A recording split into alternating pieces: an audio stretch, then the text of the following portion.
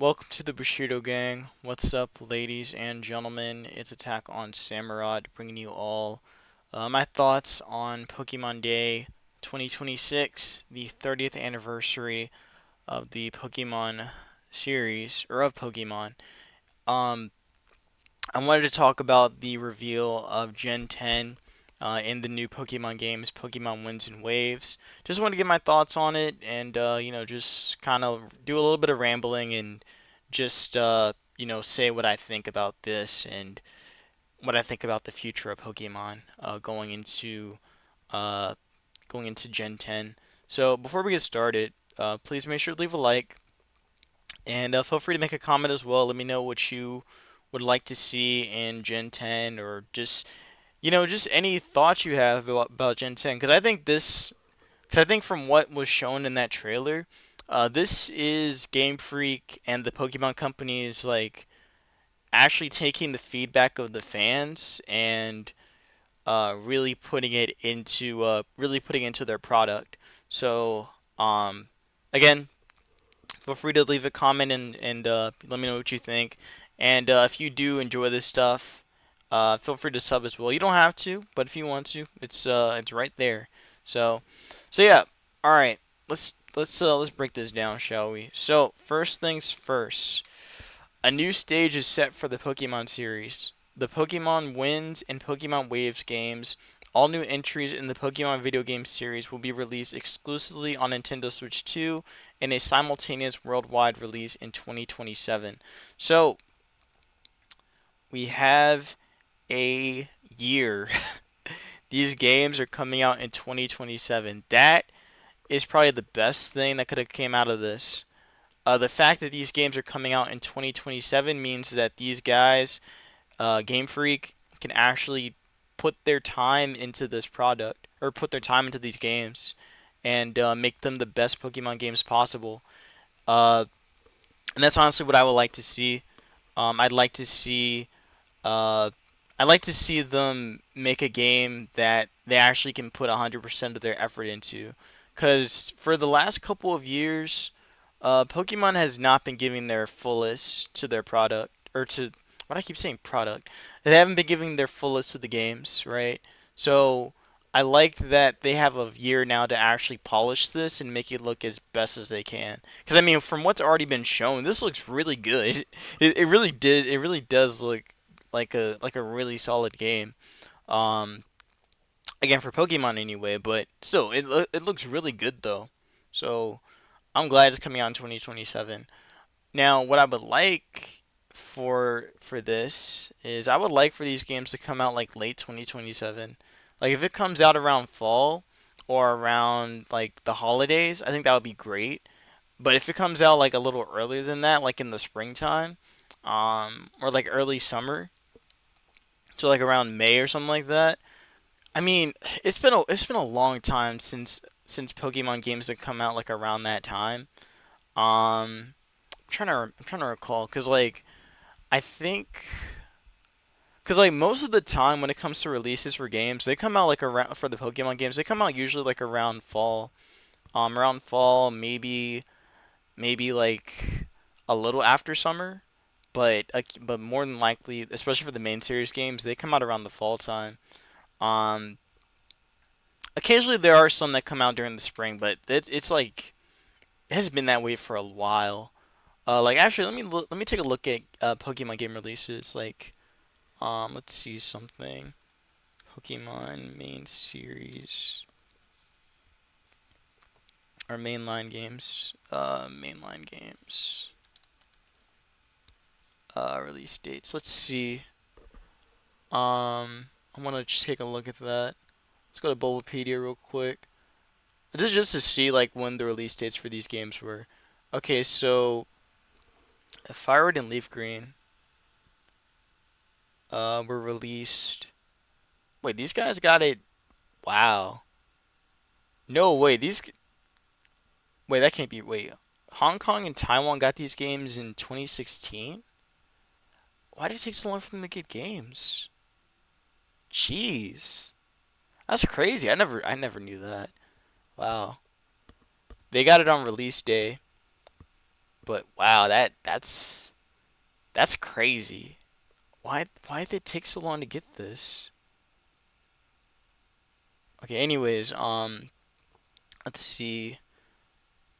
Let's look at the recent games anyway. Like let's go to yeah, okay, so usually some of these games come out like okay, well Ruby and Sapphire well that's a different game. Ruby and Sapphire. Ruby and Sapphire came out in November 2021 or 2002. When did Fire and Leaf Green come out again? Diamond and Pearl. Where's Fire and Leaf Green? Leaf Green came out in 2009 or 2004, January 2019. January 29th. Okay. Emerald came out in September. XD in August. Diamond and Pearl came out in September. Where is Platinum came out in September? Yeah, again, most of the games have been known to come out around the fall. Yeah, Black and White September as well. I'm going by the Japanese date first, but usually the U.S. tends to get it like around the springtime. Um, and Heart Gold came out in September as well. Black and White came out in June. I forgot it came out in June. Okay, Black and White 2 came out in the summer. So that's a weird one. I wonder why it came out then. But yeah, that's definitely a weird one. Came out in June. June 2012. X and Y was of course the fall, and that was the worldwide release. Uh, Ruby and Sapphire or Omega Ruby Alpha Sapphire came out in November, of course. And let's see, Pokken, July.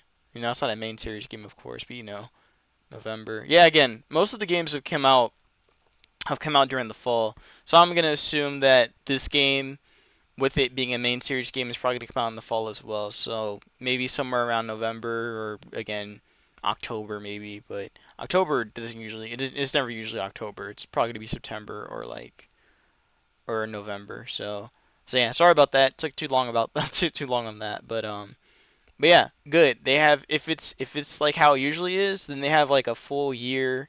Um, they have almost 2 full years to work on this. So great. I'm expecting this game to look fantastic. These new titles feature an open world to explore with beautiful windswept islands and a vast ocean with glittering waves that ebb and flow. The Pokemon that live in harmony with this region's lush environment have developed their own unique ecosystems. By visiting these islands, you're sure to open the door to a brand new adventure that could only be found here. During this adventure, you'll be able to team up with all kinds of Pokemon to overcome both the difficult road ahead and even the forces of nature that block your path at times.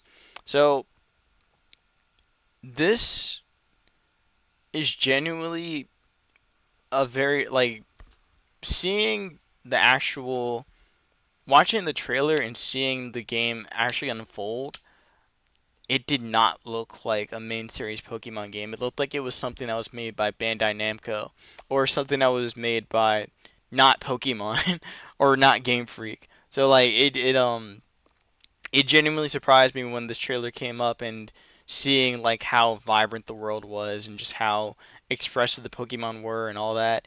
It did not. I really thought this was going to be a third game for Snap, but but yeah, no, this is a main series game and it definitely caught a lot of people by surprise. So first screenshot's gonna be this jungle with this Tropius and this Gloom, and I gotta say the lighting looks really good.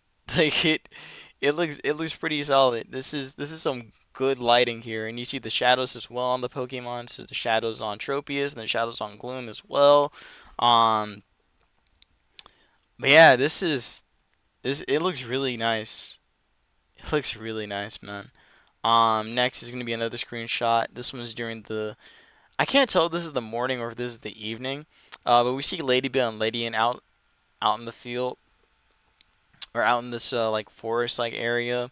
Got the palm trees around, got the leaves and everything. it's so tropical. It's so pretty. Like I genuinely was not prepared for that. Seeing how this looked. Uh, but yeah, this is and the trees, of course, the leaves as well.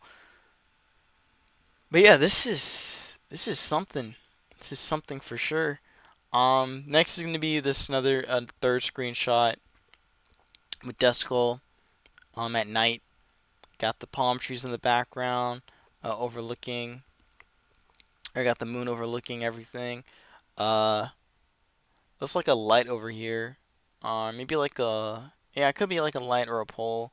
Um, see the shop right here with this Slow King on the poster right there too. Um, but hey, this this is quite something indeed. This is quite something indeed. Then this next shot right here. So this shot of the water looks so good. Like this genuinely looks really nice. We see the sea life underwater as well, the coral, the sea plants. Um, no Pokemon though. Don't see the Pokemon underwater. But hey, like the underwater looks very pretty. It looks very pretty. The Wingles, of course, as well. Um, just flying around. Got some small islands and some rock formations around as well. Then the underwater. So Dive is back. Dive has not been in the game since ORAS, so it's been over 10 years since we've been underwater. Um, it's been like 15 years since we've been underwater actually. Um, like exploring underwater even more. With black and white and black and white too. So this is something else, man. I really the underwater sections in Pokemon are kind of underrated, I think. Um, again, like the biggest one, of course, is where you get the Reggies, where you see the Reggies for the first time and actually encounter them, or encounter that puzzle. Then, of course, and then adding on, getting to see Groudon and Kyogre in Gen 3.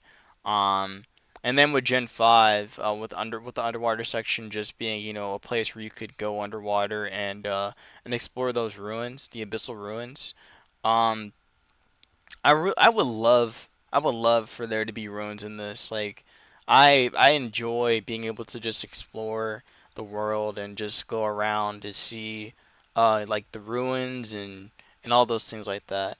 I'm hoping that this game has a lot of exploration, and I think it will. It's looking like it. It's looking like it's really looking like that. I just hope they expand a lot in the exploration and just be able to really like go wherever you want to. Like no barriers, no nothing. Just have fun and explore the world. Like I would hope that that's the direction that they're going with this, because this looks really ambitious and it looks very pretty. The underwater looks very nice here, but yeah, we see Luminion, we see Dust, we see Toxapex right there, Corsola right there. We see some Frillish in the background. There's another screenshot of the underwater Pokemon as well. So on Cerebi, so we see these Timble, or not Timble, sorry, these Tynamo right here. The Wailords in the background as well. But yeah, man, they really are going out with this. Then another one with the swamp area with the Timpole and a Cardivine in the background. In the swampy area, the water's looking really nice and reflecting. This is a game they're gonna take their time with, and it's it's so refreshing to see Game Freak to finally see Game Freak take time with their games. Like the Pokemon Company isn't gonna be on them and just like pressuring them to put out these games every year. Now they actually have time and they can actually like really take their time with these games now. So I'm looking forward to that.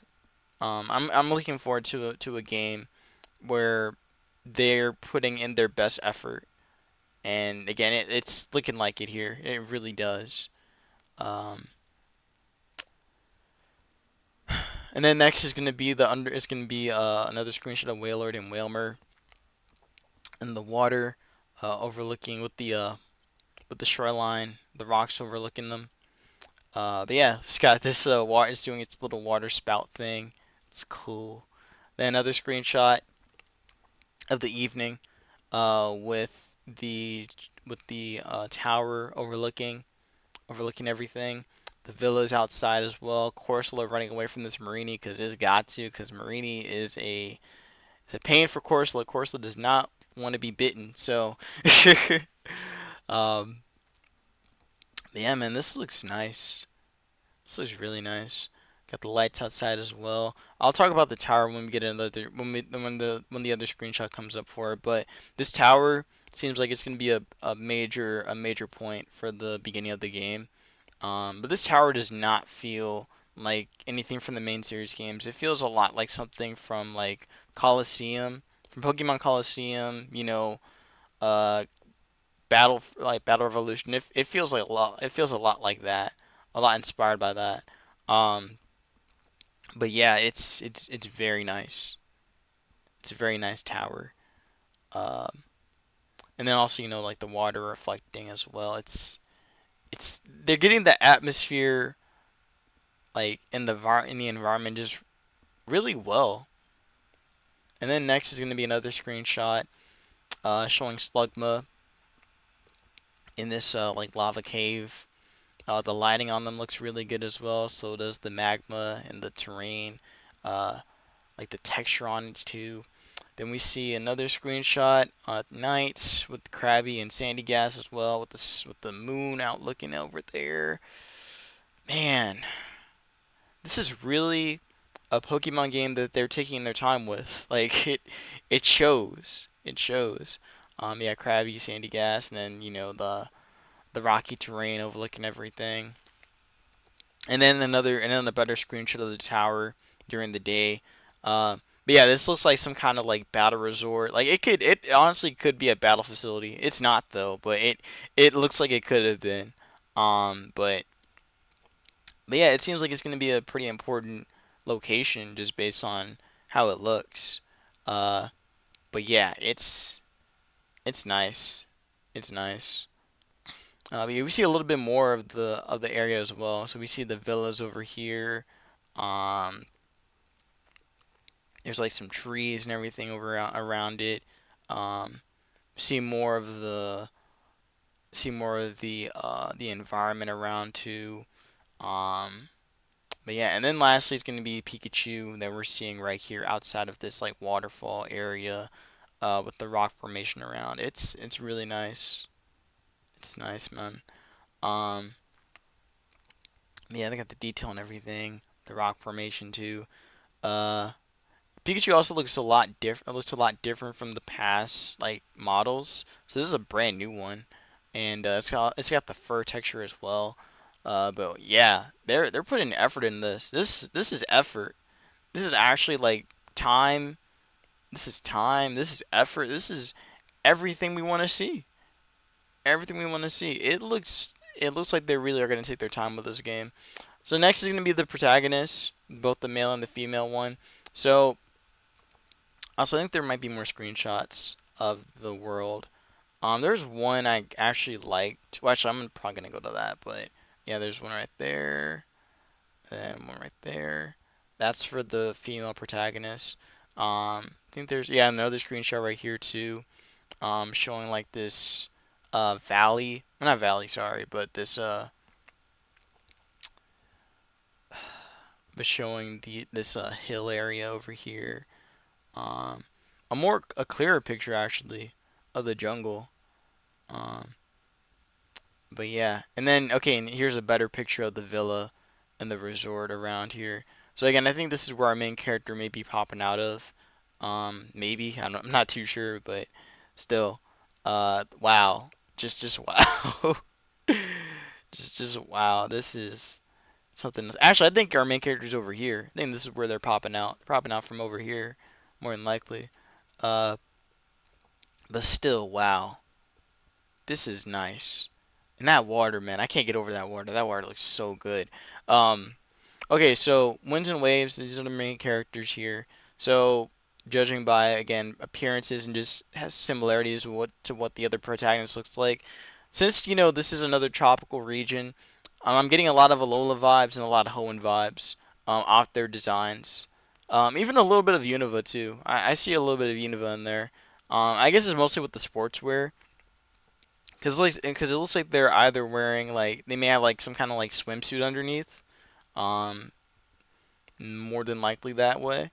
And then again like just differences in appearance. We see the cowboy hat for wins, and also the white gloves, and then the blue cap with the blue gloves for waves. Um, Also their hoverboard or their Switch hoverboard it looks like is a little different. Actually, it looks more like a PSP than a Switch. uh, but but yeah, for wins they have like a white one, or white on the outside, or white on one side, and then blue on the other.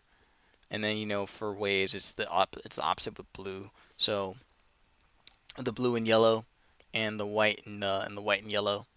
I guess more like gold kind of color, like more white and gold, blue and gold. Um, but yeah, the hoverboard is kind of cool though. That's actually really sick. Kind of reminds me of Gen 2, where originally Gold was gonna have a skateboard and was gonna be skateboarding around the region. So I'm wondering if they're gonna be doing that with in this game, be able to actually skateboard around, or not skateboard, but be able to hoverboard around and go wherever you want to. And even like use it to traverse across the waves too in the sea. Maybe to go across the islands as well. That would be pretty sick. But so they look very promising. Look very promising. But yeah, you can see that they took a lot of inspiration from Scarlet and Violet still, so you can still see that in their designs. But also again, like I said before, I do see a bit of Unova in there too, um, with a hint of Hoenn. Uh, yeah, you the player will become the main character in this adventure when you dive into the world of Pokemon Winds and Waves. The outfit your character dons will differ between versions. What kind of story could be awaiting you? Um, yeah, we see the screenshot of the main male character outside their villa. And again, same with the female character as well. So again, they're just out here in the wild. Yeah, hold on, wait. Let me see. It's like a propeller maybe outside of it.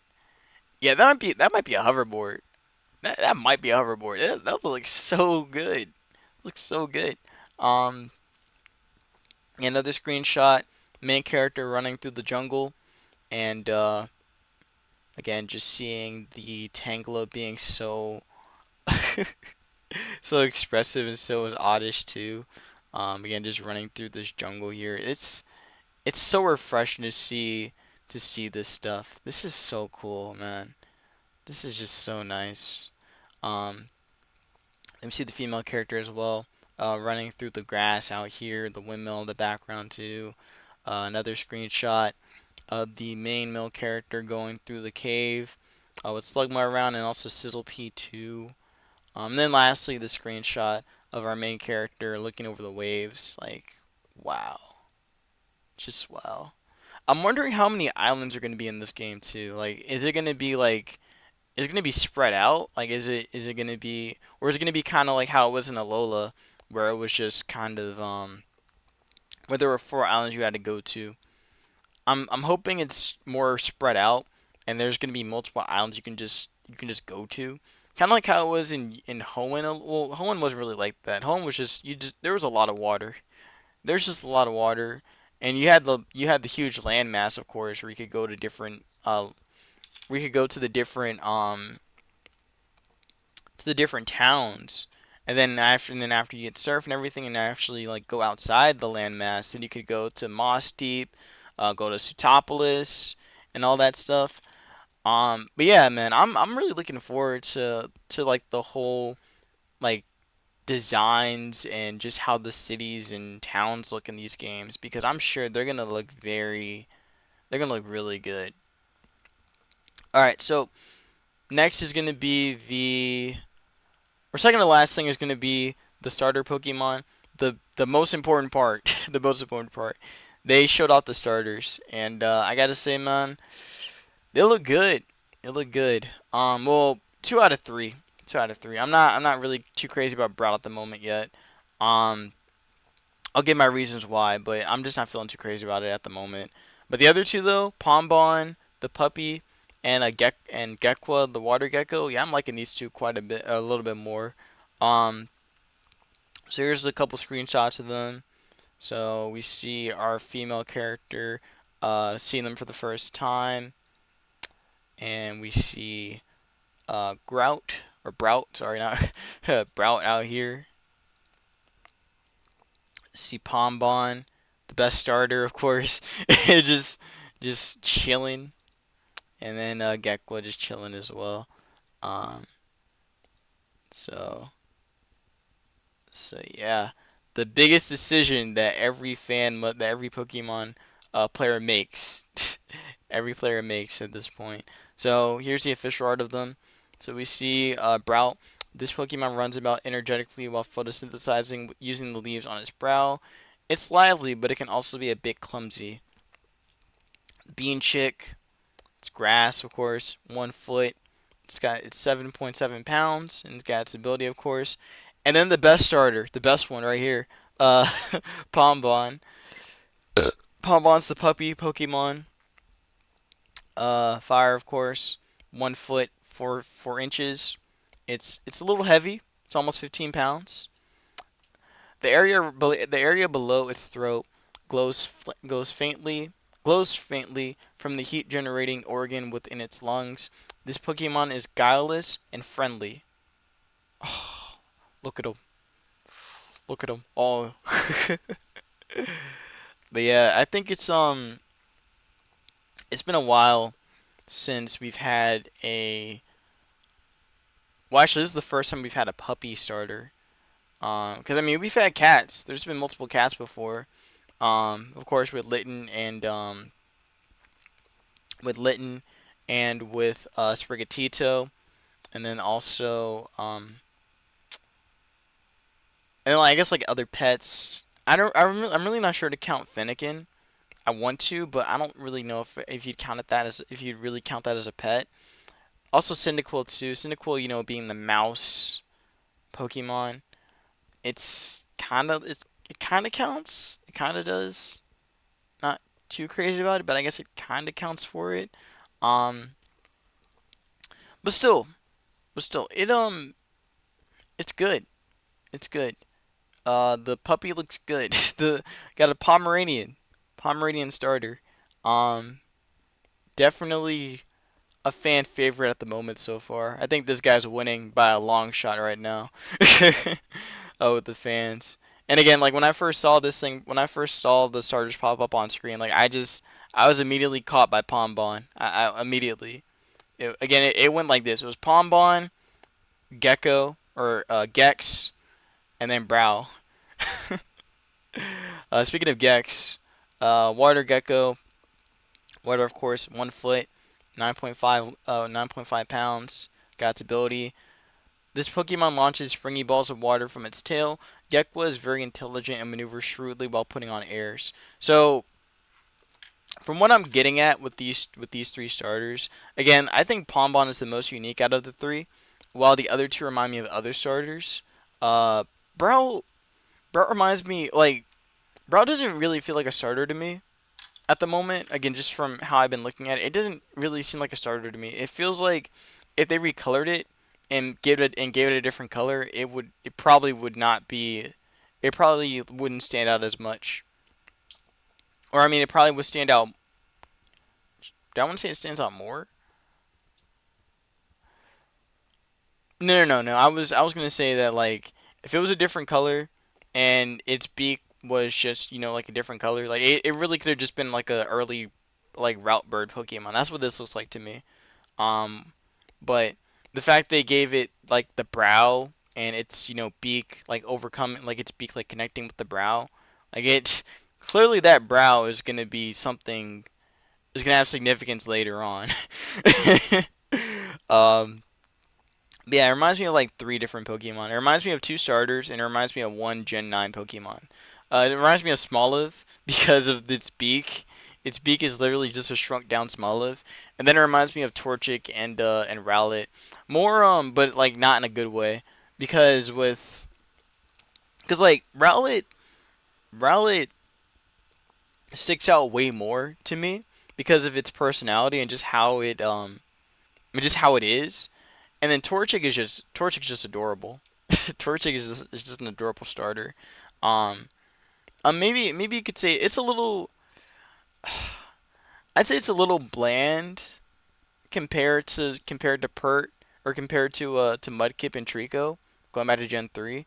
But it does become something better with Blaziken. So maybe it might just be that same route with Brout. It may just end up looking really plain in the beginning, but then it just bosses up later on. That could be Brout's thing. Who knows? This might be a sleeper. This one might be a sleeper one. I could see it too. I could see it being a sleeper, but the other two just kind of clear it right now. They really just clear it. Um, so yeah, I think if I had to choose my starter right now, it'd probably be Pombon for my first playthrough. This guy just this guy just shines, just shines like excellence. It's a really good design. It's a really good design. So simple and so cute. Um, I'm gonna name it Benny off of for one of my favorite YouTubers, Maximilian dude. I name it after his dog, after his Pomeranian Benny. But yeah, it's a good design. And Gekwa has the same energy as Trico and Mudkip to me. Again, I'm saying Gen 3 a lot because again, this game has so much Gen 3 and Gen 7 like energy here. Like I just feel it. Like I just know it's there.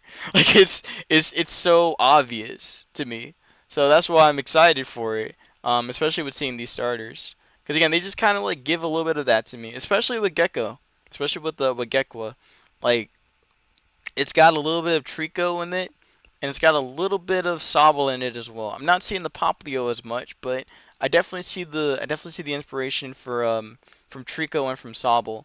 Now, and also Mudkip, a little bit of Mudkip, maybe a little bit, but Mudkip is more just me hoping. I'm just hoping it could become something like that. That would be kind of tough. That would be kind of tough if it becomes something like if it could be like kind of like a mix between Trico and Mudkip. That's kind of what this is kind of giving me right now. Um, like that's really what it is for me. Like it will be really sick if this guy if Gekwa does become like a kind of like a crossbreed between Sceptile and Swampert. Like it could be like a fast but bulky tank. That would be kind of cool actually. That would be or maybe like a fast but bulky like all around attacker. That that'd be kind of nice. That'd be pretty cool. But if it's just gonna be like an Inteleon kind of situation, then that would be a little disappointing. I'm not gonna lie. I hope that's not the case for it. Um, but yeah, it says Gekko is very intelligent and maneuvers shrewdly while putting on airs. So yeah, something tells me this Pokemon's gonna be very fast. Just kind of based on that. Um, but yeah, that's and then one more thing to finish off is gonna be the Pikachu's. So we have some very rich Pikachu's right here. These Pikachu's have like 401ks. They got three houses. Uh, they have like a tennis court in their house as well, or a tennis court like on their property. They got like four cars.